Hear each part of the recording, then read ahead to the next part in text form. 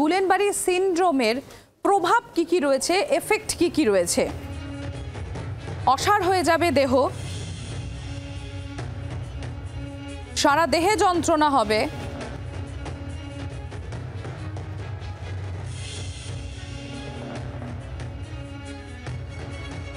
হাত ও পা ধীরে ধীরে দুর্বল হয়ে যাবে, 1 থেকে 4 সপ্তাহের মধ্যে অসাড় ভাব, ঘাড়ের পেশি ক্ষতিগ্রস্ত হতে পারে এই গুলেনবাড়ি থেকে।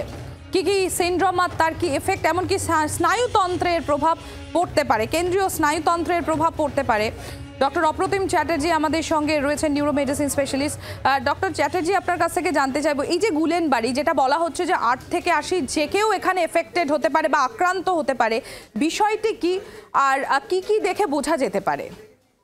হ্যাঁ, নমস্কার। এটি একটি স্নায়ুর অসুখ, যেখানে পেশেন্ট হঠাৎ করে আস্তে আস্তে প্রথমে কমজোরি, তার সাথে অল্প ঝিনঝিন দিয়ে শুরু হতে পারে যে কোনো একটা পায়ে বা হাতে, আস্তে আস্তে 4টে হাত পা এবং শরীর, এবং তার সাথে শ্বাস প্রশ্বাসের যে মাংসপেশি, তার সাথে ঢোক গেলার ক্ষমতা, মানে এবং যে বালবার আমরা বলি, মানে গেলার, কথা বলার এই জায়গাগুলোর যে স্নায়ু, সেইগুলো আস্তে আস্তে অচল হতে পারে।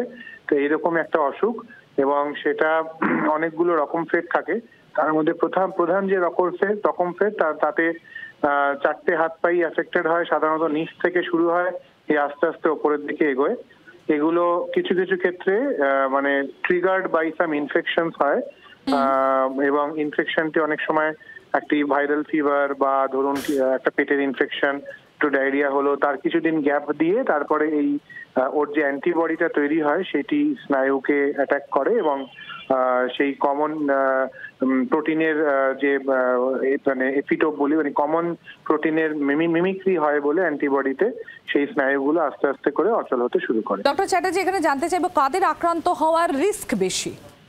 এটা তো আপনি যেটা অলরেডি বললেন যে কোনো বয়সেই এটা হতে পারে, এবং কিছু কিছু ক্ষেত্রে একদম বাচ্চাদেরও যেমন এটা হয়, তেমনি যে কোনো বয়সেই, এটা কোনো নির্দিষ্ট বয়স স্পেসিফিক যে এটা এই বয়সেই হবে তা নয়। Middle aged, young, old age, এবং কি ইয়াং মানে একদম বাচ্চাদেরও এটা সম্ভব। বাংলার আওয়াজ, বাঙালির আবেগ, জি 24 ঘন্টা।